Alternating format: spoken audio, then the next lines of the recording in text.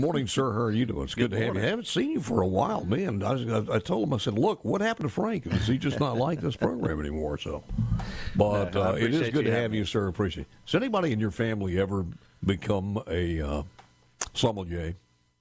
I'm sorry? Has anybody in your family ever become a career as a sommelier? I have no idea. With the last name of Bordeaux, I was just no. I was just thinking the stars would align to that, wouldn't you think? Let's talk seriously here on the midterms coming up. Boy, there's a lot on the line here. I'm not looking forward to his executive order today because the president is supposed to unload his thoughts, as cloudy as they may be, on gun control. And who knows what's going to happen then. But we are rushing, Frank, to November. Can't get there fast enough. But a lot of people are worried. Are we taking this for granted as far as the GOP is concerned? What are your thoughts? I can tell you we're not. As I've worked with my colleagues in the RNC, everybody's laser focused on November 3rd. We're going to continue to work hard. This afternoon, I'm meeting with Congressman Ferguson from Georgia to see how, on the Mississippi Gulf Coast, to see how we can be helpful in Georgia. We were helpful in 2020 as a state party. We were helpful in 2021 in Virginia. And Mississippians all over our state are energized and ready to help, not only in our state, but all across the country where we can be helpful. Yeah. Do you think our primary, the GOP primary, is going to be an active one, or how does it line up, or can you tell? In the fourth, I think it's going to be very active, and you're starting to see it is. As a matter of fact, I think they're all going to be together. Is that coming up this week or next week? I believe it's coming up this week, the forum. This week? Yes, sir. Yeah. But you think it is going to, certainly we know that one, but just the next primary as far as the legislature is concerned? Or is it too early to tell on that one? In 2023? Yeah. Yeah, 2023, I don't want to speculate. I hear all the rumors as you hear. This town's full of rumors, and we don't know how that's going to play out. But I think that 2023 is going to be an active year. I don't know how active it's going to be all the way through the statewides. But as far as the legislature, with redistricting, you're going to have a few new seats. You're going to have some seats that have changed. And so that's right. The party's going to be very, very active in electing Republicans in every seat. Well, since I've got you here, just give us a little bit of a timeline on this. When we got people out there across the state saying, look, I think it's maybe time I'm going to throw my hat in the ring. What's the timeline on this as far as making that decision? For 2023? 2023, yeah. Yeah, I think you're going to start seeing people towards the fourth quarter after the November elections. I think you're going to hear a lot more rumors as far as, and people making definitive decisions. So qualifying would be March of next year? Yes, sir. Or when That's does the right. qualify? It would be March of next year. Of 2023, yes, sir.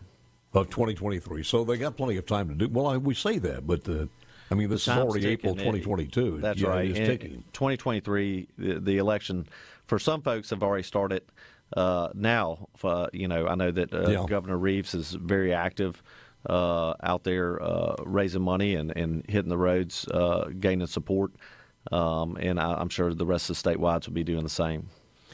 Rumors do abound, don't they? If we could just sit here and do rumors, we could do that for a whole 2 hours. We definitely could. That's one thing that I found out in this position. There's a lot of opinions and a lot of rumors. I would say that probably 97 to 98% of them never happen. That is definitely true. All right, give me your analysis of the 2022 session just completed. I think, the so-called political insiders believe there was a bloody battle. And the one thing that I've noticed as I've traveled the state here in the last week and a half, Mississippians are very proud of what we accomplished. The arguments were, how big of a tax cut are we going to have? The arguments were, how quick are we going to raise teacher pay and how much are we going to raise it? We accomplished a lot. And I was at a wedding this weekend, and there's a lot of young folks there, a lot of young parents, teachers. They were all excited and very optimistic about what's going on in Mississippi right now. So although the as I say, so-called political insiders. Making the sausage was difficult this year, but we made good sausage, and I think we had a great session ultimately. Well, you got the naysayers out there, and as far as the liberal media, which has kind of collectively found its bottom in a couple of different places, and that's about it. Yep. As far as at the bottom of the tank. And there is nothing you can do. No success is good enough. Everything is negative about Mississippi, and I think it's one of the things that hurts our state when you have news sources that constantly can't find anything good to say about the state.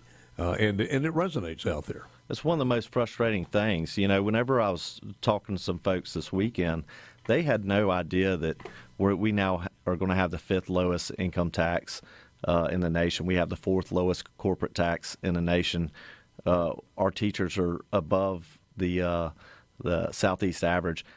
Yeah. They don't hear that from our media sources, and that's unfortunate. And you're absolutely right. We could do, and we have done some amazing things, especially through COVID. Mississippi has really prospered over the past several years under our leadership, and they're not hearing that in the media, and that's very frustrating. And so we appreciate what y'all do, and very few others as far as actually reporting the news. And it's timely because, and I posted something on Facebook, and I'll read you just a little bit of this, because I had mentioned something about our schools are still holding for the most part. We don't get a lot of reports on this one.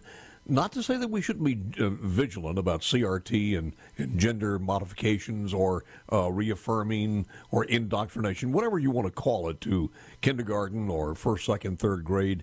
And a lot of people are just condemning Florida for doing this, but they never say what they're condemning.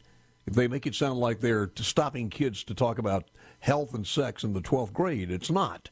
It's kindergarten.